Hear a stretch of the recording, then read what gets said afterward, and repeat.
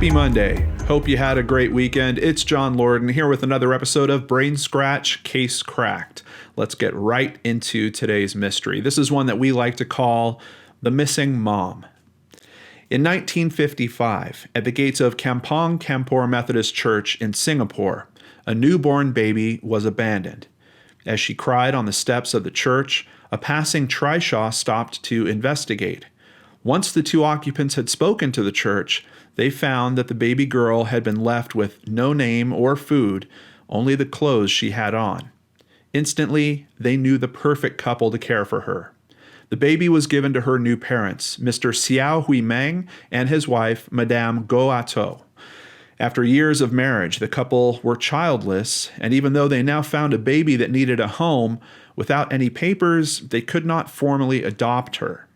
Despite these facts, they would claim her as their own and name her Mary Xiao.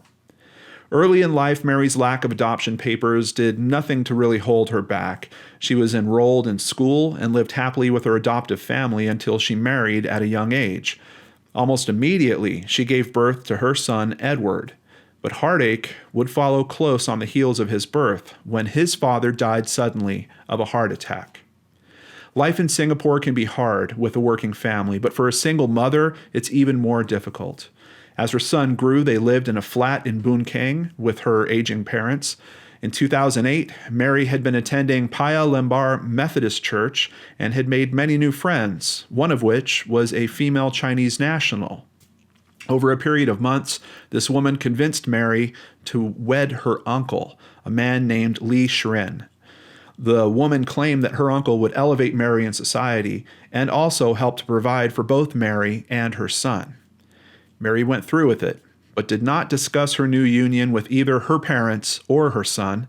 They found out she was married the day that she brought her new husband home. Her son was quite upset and felt as though the man had invaded their lives. Knowing there was nothing he could do about the new situation, he bottled his emotions up and adopted an indifferent attitude. But his grandmother, Mary's mother, was the most upset. She didn't trust the church and absolutely did not trust the two Chinese nationals. Less than 6 months after their union, Li Shiren abandoned his new family, never to be seen again. Soon after, both of Mary's parents were hospitalized with severe ailments. With no money left, Mary was forced to find work as a clerk and use her medical savings account to pay their hospital bills. Unfortunately, both of Mary's parents would eventually pass away. This was when her lack of adoption paperwork would really start to rear its ugly head. After her parents' deaths, she tried to claim their savings from the bank, but was told that in order to do that, she would have to prove her kinship and produce her adoption papers. Unable to claim her parents' savings, and with a now 24-year-old son that she couldn't feed or care for on her meager salary, she sold the flat that they lived in. Mary sent her son to live with relatives, and then Mary simply disappeared. For years, her son and family searched for her, only to find nothing. Fearing the worst and out of money, they were unable to search for her anymore. Eventually, Edward, her son, found work as an invoice processor in the oil and gas industry and was able to rent a small flat in Yishun. He missed his mother and thought of her often, but could never put to rest his own fears. Was she kidnapped or maybe murdered? He was afraid he would never know. In 2015, an Associated Press writer named Kelvin Chan wrote a stunning article featuring a story on the homeless in China. Dubbed McRefugees, these people sleep in McDonald's branches that offer 24-hour service. These restaurants offer a clean, safe, and free refuge found in few other places in China. McDonald's Hong Kong states that, quote, "We welcome all walks of life to visit our restaurants anytime," adding that they try to be accommodating and caring to customers who stay a long time in their eateries for their own respective reasons. Many who live in China, particularly in Hong Kong, are unable to cope with high rent prices and instead choose to stay in these 24-hour restaurants. The phenomenon dates back to at least 2007 and has also been documented in Japan as well. Kelvin had been visiting different McDonald's outlets around Hong Kong. buying meals for these unfortunate souls in exchange for their stories. One evening, he spotted a woman sitting by herself in a corner. Surrounded by her meager possessions, she appeared to be trying to sleep. Buying a McNugget combo meal, he quietly approached her, hoping that his offer would help break the ice and start a conversation. The woman accepted his meal, and the two talked for almost an hour. The story she told went on to gather worldwide attention. The woman told Kelvin that she had once lived in Singapore with her son, and that she became involved with two Chinese nationals that she met at a church. She said she was tricked by them into a sham marriage that was never consummated.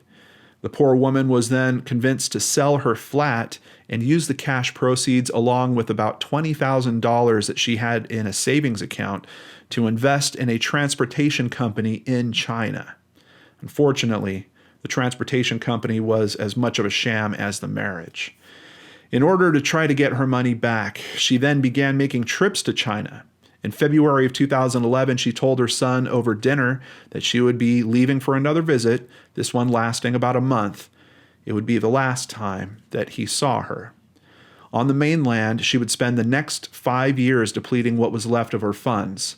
Now, she lives off what savings she had left and what money could be made from working as a parallel trader, a person who carries diapers, baby formula, chocolate, and other branded goods across the border to the mainland. She was barely able to make a living, earning just 200 yuan, or about $44 American, every trip. She said that there were times that she would go 3 to 4 days before being able to afford food. When the reporter Kelvin asked why she didn't simply call her family for help, she said that she was not ready to go back because she didn't want to lose face with her family and friends back home. When he asked if he could publish her name, she said yes. And that name was Mary Hsiao. Everyone who read the story was moved by the plight of the Mick refugees, but Mary struck a chord with even more people. Just 2 days after the Associated Press printed the article, on November 14, 2015, Singapore's Ministry of Foreign Affairs stated that they had contacted Mary and offered their assistance. They had also contacted her family in Singapore. A video call between Mary and her son Edward was set up, giving mother and son their first face-to-face conversation in years. In the years since she had left Singapore, the family Edward was staying with had died, leaving him to live on his own in a rented room, which costs about $600 from his $2,000 monthly salary. Luckily, a granduncle helped to provide emotional and financial support, but it wouldn't be enough to stop Edward from fearing the worst.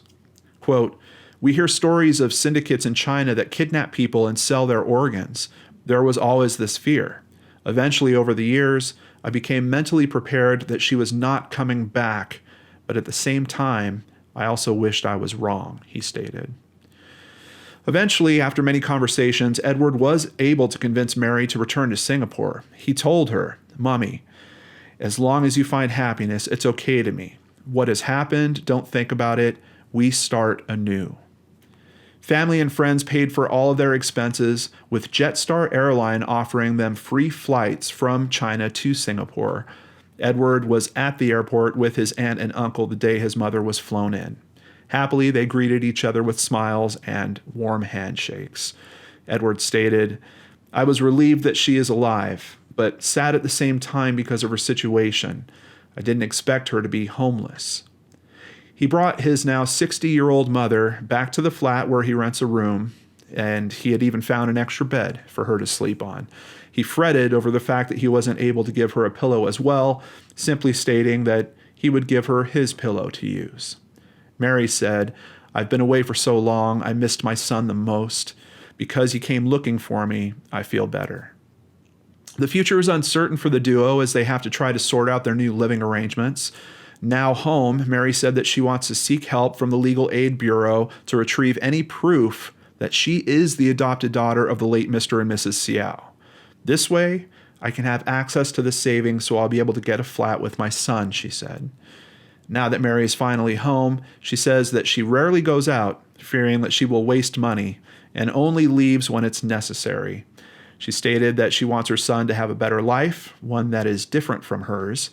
Edward would tearfully state to reporters, "You can abandon your family, but make sure you abandon them for a better life. Make sure you are living well." Case cracked. I'd like to give a very big thank you to the New York Post, the newspaper Singapore, CMP.com, Yahoo.com, the Associated Press, CNN.com, and of course, Christy Arnhart for researching and writing today's story. This is a story that has a few bright spots. First of all, I love that we had companies like Jetstar Airline reach out and say, you know what, we're going to take care of those flights and we're going to essentially make sure that Mary can see her family or make sure that she comes home. I also did some additional research on this. I just wanted to read more about the Mick refugee situation so I could share that with you guys. I was actually hoping that I could find a charity, but it's a bit more complicated than all that. And let's talk about why. There's an organization called Junior Chamber International, and they've been looking into the Mick refugee phenomenon in Hong Kong. They found in just a few months that they were looking, literally hundreds of people that were sleeping at these 24-hour McDonald's. But not all of them were actually homeless. In one case, we had an elderly woman whose husband had died recently, and she just got lonely when she was at home alone. So she decided she was going to go and hang out with the other Mick refugees at McDonald's and spend the night there. Some people were escaping bad family situations, even as bad as domestic violence type situations. One man couldn't afford to run the air conditioning at his home. And housing prices are certainly a contributing factor. In Hong Kong, housing on average, and this isn't a typo, I actually looked at this a few times, costs about $1,700 per square foot. That's just insane. McDonald's is saying that people can stay at any of its 120 Hong Kong locations. They even have special guidelines and training that they do for their employees to help facilitate this. I mean, essentially, they want to make sure that it's still a clean environment, that it's still a friendly environment for people that are just stopping by to eat as well. So they're really trying to make all of that work. But ultimately, how do you address this problem when it actually has so many different causes? Junior Chamber International suggests providing more resources for personal welfare organizations and social workers.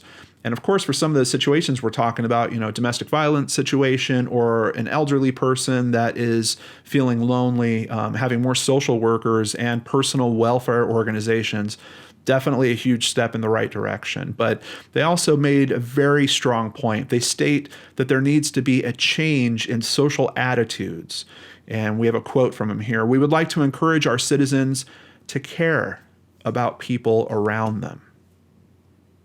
Isn't that a strong statement? That's really something that obviously I try to live by. It's something that I might have learned when I was living in the Los Angeles area. I just really felt like there was a lot of people around me all the time, but there was really no connectivity. I mean, you typically wouldn't even like strike up a conversation with a stranger necessarily. It was just like, I don't know, it was just a very different mentality. And once I came out of that, I really came to appreciate actually connecting with people and just striking up random conversations with people that you don't know, or using your resources, the amazing audience, to try to help people that are in other states, people that are in other countries, nowhere near me, but just to let them know that, hey, there's a group of other people out here that do care. And we care not only about the people around us, we even care about people that aren't so close to us as well. So it's interesting because I really like that McDonald's is facilitating that in Hong Kong. But I would really love for that to not be a problem as well. And it's speaking to several different issues that are going on there. And I do hope that they're able to implement some changes hopefully some government organizations that can help address that kind of stuff. But it is a tricky situation. Before I end today's video, I want to give a big thank you to PayPal supporters Sherry Brand, Amanda Beard, and Michelle Marley, who also sent a very nice message to me. Thank you so much. I really appreciate your support. If you'd like to support the channel, you could do that over at www.lordandarts.com. You could sign up for Patreon, PayPal, buy merchandise, buy the audiobook, find out other projects I'm working on, all of it over at www.lordandarts.com. Take care, everyone. Thank you so much. I'll see you back here on Wednesday with an episode of Searchlight on the Lord and Arts channel.